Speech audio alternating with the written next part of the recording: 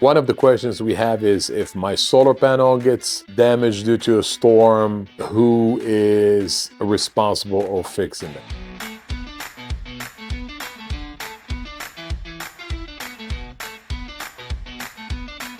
First of all, solar panels are extremely resilient. We have had several instances where our clients who had solar had no damage compared to the neighbors who did not have solar to their roof. Second, if there is any issue, any damage that might have happened to the solar panels, it gets treated the same way than any other insurance issues, like you would call in for a claim for your roof. So that's the home insurance, property insurance that you have for your home takes care of all that. Another question we always have is, does solar panels require maintenance? Technically speaking, no. However, like anything, like gutters, like roof, like irrigation system, it is a good idea to have a maintenance program where once a year, it's a good idea to wash it off, making sure there's no debris, nothing is stuck, and no branches and things of that nature, which, by the way, we do offer to our clients. We really would like to stop by regularly to make sure that their system is functioning properly, that everything is okay. We go